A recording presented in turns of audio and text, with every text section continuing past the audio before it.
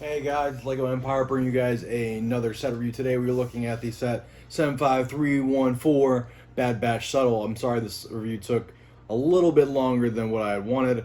I previously wanted to get this review put out a lot earlier, but after I saw this set, this stand on Facebook, I was like, all right, it's gonna have to wait. I'm gonna have to wait to get this together because I want to get the stand, put the order in, went through great.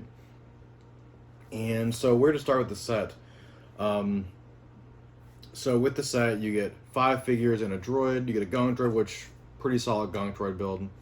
You get all the members of the Bad Batch with the exception of Omega because, I mean, previous to the season, we didn't really know of Omega. We just knew of the Bad Batch, so she was very much a secret. And the set itself has about 969 pieces, give or take, with the bonus pieces that you guys get for leftover. And it has a cockpit that can fit 1 figure. I currently have it in the configuration, of course, that makes it difficult to open up. But it opens up just like this, straight up in the back, and you can fit 1 figure right inside. Set them down, it closes up. And then also you can fit a figure in storage as well, and I'll just tilt this up for you here. Worry about the stand, but it can fit right there. As well as the shuttle, you do get a very slick black Imperial 501st speeder. It's the same build from the 501st Battle Pack, but it has black stickers and it's in black instead of blue, which is pretty cool. I'm hoping we see more of this. I hope they just to death we have this speeder just for the next 10 years. And then you also get a Bad Batch shuttle speeder, which I don't think we saw this in the show, but it's good. I mean, it's definitely a solid speeder bike. I think I remember the episode it was in. I think it was the episode that Omega got her bow, but I forget if the speeders in that episode looked like this. And then also, you never see a chase scene with both speeders in it.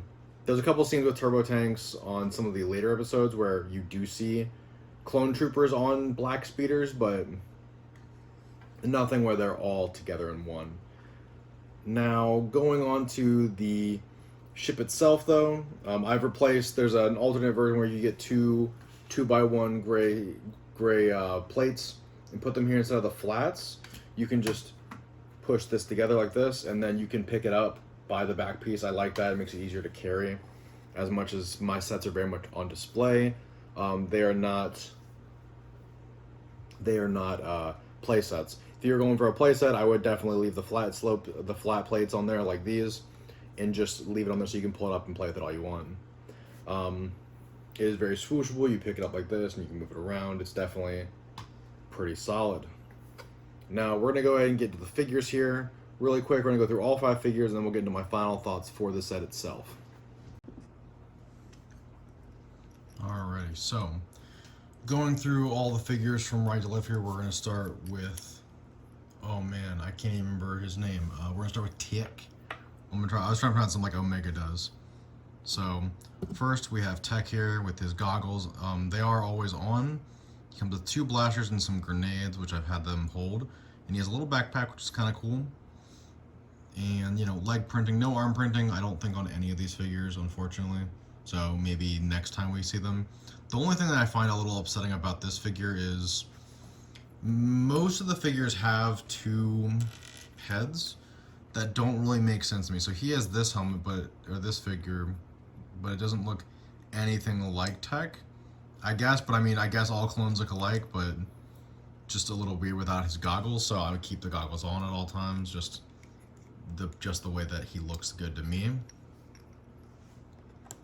Now getting on to the next figure we have here, we're gonna go through with Rekka. And I'm gonna get him up here for you all to see. So here we have Wrecker. He has his weird, it's not a DC-17, it's not a DC-15 pistol, it's some sort of blast that he uses throughout the show. I kind of wish we had a DC-17 because a lot of the times he uses a DC-17, but it's not that. And then he is also holding I had him holding the grenade and it just fell off. So we can get it back in his hands here. There we go. And where you see more of these printed thermal detonators. And he has these nice shoulder pieces, which is weird because it gives you 2 of them. So maybe I can put it on another figure, but it definitely does look sick.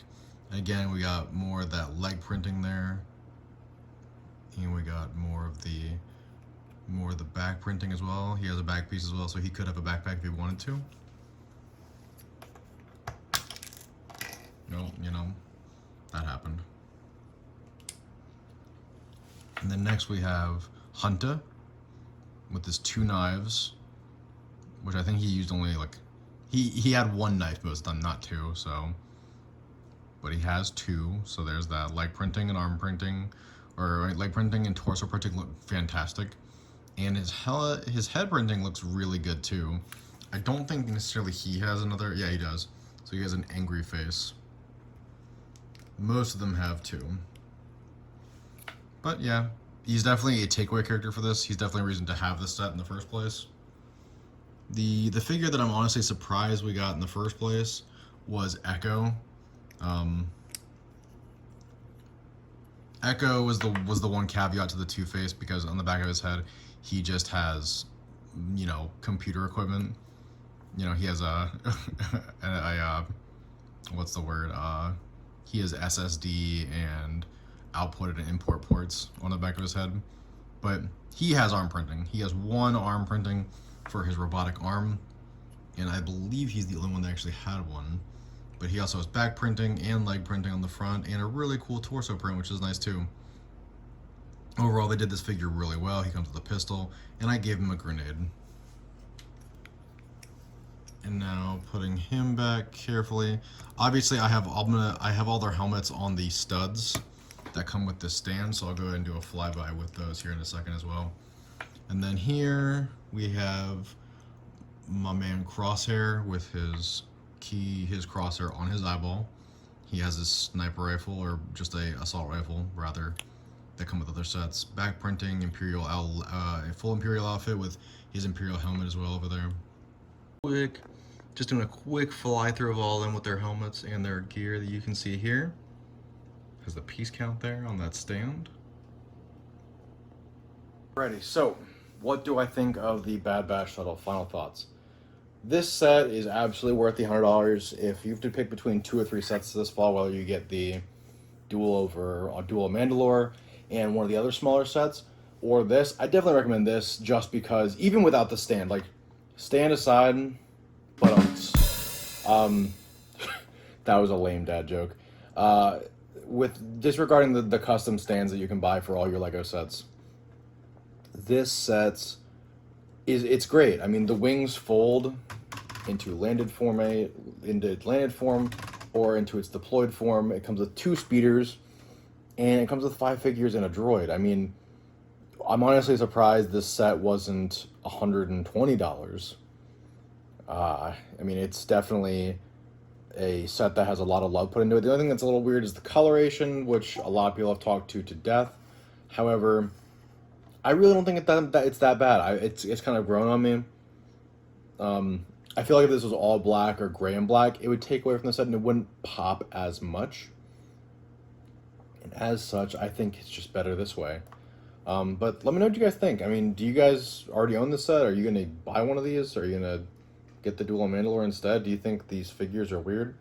I'll let you guys know that I'm going to have a couple videos coming this week. On a side note, I'm going to be doing a comparison of these Bad Batch figures with the figures released from Solid Brick Studios, which I will link to them in that video.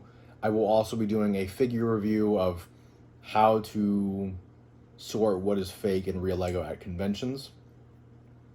And yeah, I hope to do the gunship this weekend. It's going to take me some time to get the gunship built and put together, just because that's a big set, and I don't know where I'm going to put it yet. I might put it in the other room with the Star Destroyer, but I haven't quite given it a lot of thought. But keep it... Oh, also have a vlog coming out as well. I went to Target and I found 501st Battle Packs on sale, so that's coming too. But yeah, I'll see you guys in the next one.